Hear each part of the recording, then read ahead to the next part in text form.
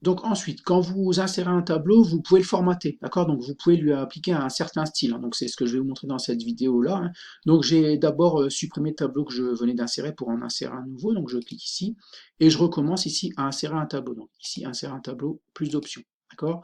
Donc là, on a vu en fait tout ce qui était général option. Maintenant, on va voir style, d'accord? Donc on a en principe normalement un style par défaut. Donc à chaque fois que vous allez faire un changement ici de style, vous allez voir ce qui se passe ici à ce niveau-là. D'accord? Donc comme ça, c'est un petit peu plus concret. On voit ce qui se passe, hein. Donc on a des zones bleues, on a des zones jaunes, de l'élégant, etc., etc.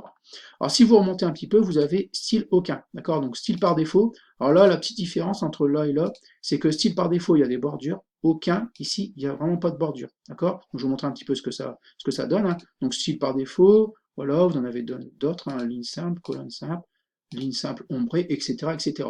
Donc si je vais vous montrer ici tout simplement le style aucun, donc on va mettre 4 colonnes, 5 lignes. Voilà, donc style aucun. Vous allez voir qu'il ne va pas y avoir de bordure, donc on va insérer. Alors, là, il faut faire attention parce qu'on a tendance à croire qu'il y a des bordures. En fait, dès qu'elles sont grises, à moins que vous les ayez formatées en gris, mais en principe, des bordures grises, on ne va pas les voir à l'impression. Donc, je vais vous montrer un petit peu ici. Fichier, ici, aperçu, d'accord?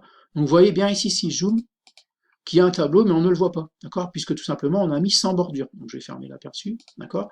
Donc, quand vous insérez un tableau, hein, donc là, je vais le supprimer, voilà, ici, je vais le supprimer. Quand vous insérez un tableau ici, voilà, faites bien attention ici à quel style vous... Alors, vous pourrez le formater ensuite à la main, ici, avec les boutons que vous avez ici, avec les bordures, etc.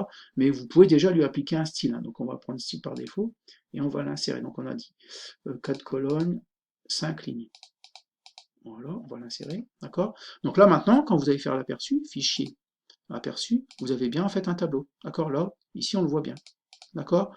Donc voilà, voilà, ici, voilà, donc je vais vous, encore une fois, je vais le supprimer, voilà. Voilà, encore une fois, ici, vous pouvez, donc ici, plus d'options, déjà en fait formater votre tableau un petit peu comme vous voulez, hein. Donc le formatage ici, vous pourrez le modifier après, d'accord? C'est pas gênant, vous pouvez choisir par exemple zone bleue, mais vous pourrez le modifier ensuite, il n'y a vraiment aucun souci, hein. Donc voilà pour le formatage, donc le style de tableau à insérer. Donc voilà.